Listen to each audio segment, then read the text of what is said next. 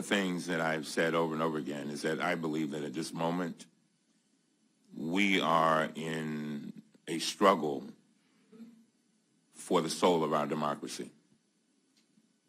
And listening to you gentlemen here today, it just reiterates it. I've said many times to reporters that one of the reasons why we wanted to raise this on a bipartisan basis and raise these issues early is because we wanted to avoid some problems in the future. Can you all help me with that date? So on one side of the date, I guess we are still in a sort of twilight zone, but once you hit that date, certain things happen. Is that right? Well, once you're sworn in. Here are the risks. There's the constitutional risk of emoluments. That if there are any foreign government payments flowing into the Trump Business Organization, he's in violation of the Constitution on day one. So that problem absolutely has to be resolved. There is a global security risk if we have the president's name up on buildings. That exists right now. I hope President Obama is taking appropriate measures to make sure that we do not have Trump installations around the globe subjected to terrorist attacks. To the extent we can control that, working with foreign governments, that's going to be a vast expense. So that risk is right now. The quid pro quo problem. Anytime anyone combines discussion of Trump business with official United States government business, there's a risk of the inference of a quid pro quo, which is solicitation of a bribe. We cannot have a situation where a foreign diplomat calls up the president-elect or anyone else to try and conduct relations with the United States, and the question comes up, well, how about those ugly windmills that are too close to the golf course? Whoever goes down that road with those types of conversations could get themselves in a situation where they appear to be soliciting a bribe. Obviously, after January 20, people are now in power, and that could be a lot more powerful, more convincing criminal case that could be started if someone started to talk quid pro quo.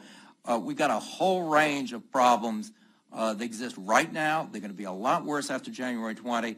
Of course, he may take some time to sell off some of the businesses, and we'll just have to live with the risks until he does. But I hope it's as soon as possible. Yeah, I want to argue for pragmatism. We can't tell him to have a fire sale. I mean, that would be wrong.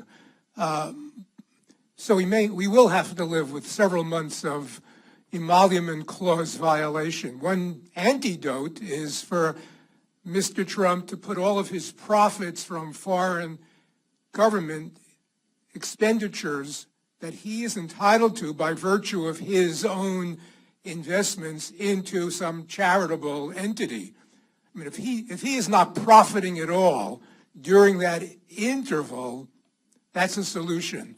But frankly, you know, if Mr. Trump said today, I will completely divest before summer, I'll take it. And I'll live through the interval happily. I'd just as soon see him start the process. As a technical matter for any other appointee, this would not relieve of the conflicts, but it would be a huge message to the American people and to the world if he signed that piece of paper. I'm appointing an independent professional as a trustee. Take everything, sort it out, and I'm going to focus on the business of the United States now. He can do it with the stroke of a pen. He can do it today. And that's a simple way to address the January 20 problem. Otherwise, we're going to be in this extraordinary situation of immediate constitutional violation as soon as the president takes the oath of office, if he doesn't take remedial measures. That is unprecedented in the history of the United States. Well, Ambassador Eisen, I want to just follow up on some of the things that you were talking about when you were talking about the Russian situation. I agree with you that there are those who are arguing that there's question as to what the Russians were trying to accomplish, what their motives might have been. My position has been clear. The mere fact that we know it happened is enough that should alarm every single American because it affects all of us. But let me go to Los Angeles Times a while back had a statement, and it said, I quote, Trump has sought and received funding from Russian investors for his business ventures, especially after most American banks stopped lending to him following his multiple bankruptcies. Now, Mr. Painter, how should Congress obtain the details about Mr. Trump's funding from Russian investors? Well, you would get a lot of it from the tax returns. The problem is that he has to agree, like every other president, to make that information public. If he does not, I have urged that there be an amendment to the financial disclosure rules as I outlined, where you specifically say this is what I am getting in terms of income, this is what I owe to people in Russia, directly or indirectly. I don't care if the debt's at the corporate level or at the personal level. And by the way, on the current 278, it's only the personal debt that is disclosed. The debt at the corporate level doesn't have to be disclosed, and that's where the real estate people put most of their debt because they don't want to be personally liable. So we don't know who is owed what. It's not on that 278. We don't know by country. I think you may end up having to amend the disclosure statutes if it comes to that. But the president should be voluntarily disclosing what every other president has, which is his tax returns, and we would know that information if we had the tax returns, and the American people entitled that information as well. I'm sorry.